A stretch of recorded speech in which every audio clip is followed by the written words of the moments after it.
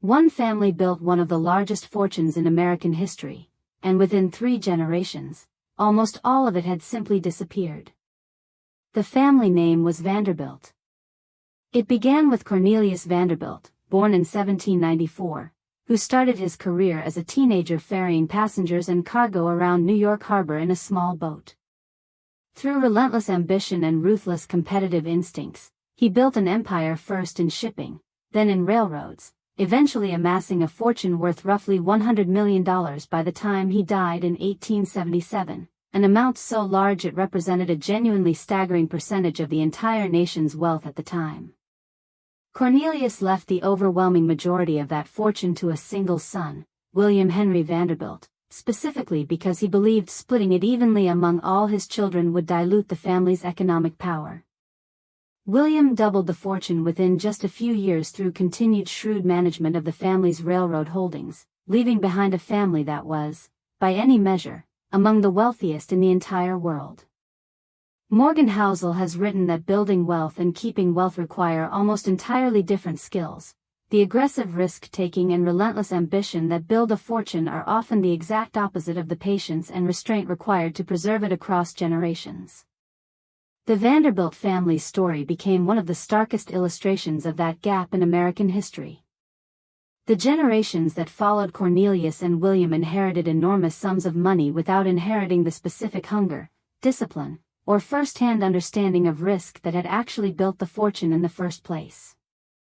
Many Vanderbilt heirs became known less for business acumen and more for extraordinary spending, building some of the largest private homes ever constructed in America, including the Biltmore Estate in North Carolina and multiple mansions along Fifth Avenue in New York, along with lavish social lives that prioritized visible status over the kind of ongoing productive investment that had generated the family's wealth in the first place.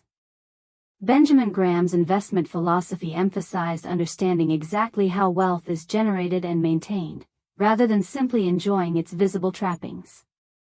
Many of the Vanderbilt heirs appear to have understood the second half of that equation far better than the first, comfortable displaying wealth, far less equipped to actually manage or grow the underlying assets that produced it.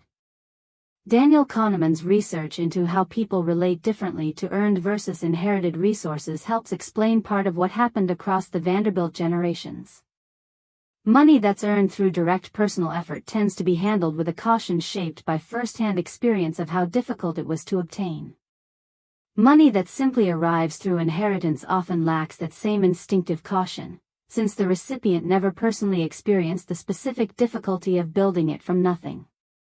By 1973, less than a century after Cornelius Vanderbilt's death, a family reunion was reportedly held at Vanderbilt University without a single millionaire in attendance among the descendants who gathered, a detail frequently cited in accounts of the family's decline, illustrating just how completely one of history's largest fortunes had dissipated across just 3 or 4 generations.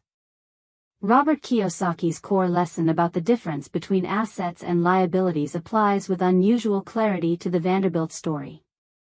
Many of the family's later expenditures, the mansions, particularly, functioned as enormous, ongoing liabilities rather than productive assets, requiring continuous maintenance, staff, and property taxes that steadily drained family wealth without generating any offsetting income in return.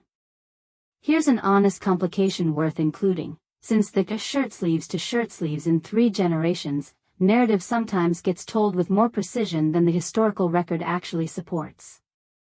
Not every branch of the Vanderbilt family lost everything, and some descendants, including figures like journalist Anderson Cooper, have spoken publicly about growing up without direct access to the historical family fortune specifically because it had already been distributed and dispersed across so many branches and generations by the time they were born, rather than because every single Vanderbilt heir personally squandered their share through reckless spending.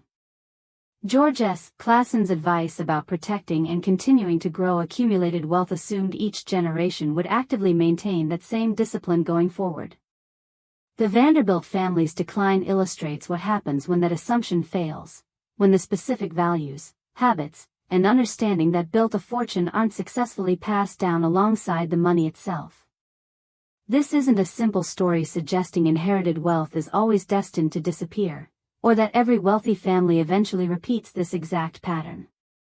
Plenty of family fortunes have been successfully preserved and grown across many generations through deliberate structures and shared values. What makes the Vanderbilt story worth remembering is how starkly it illustrates a real, documented pattern.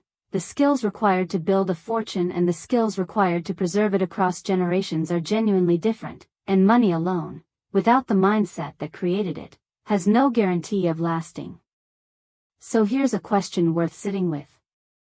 If you built significant wealth today, would the values and habits that built it actually transfer to the people who might eventually inherit it, or just the money itself?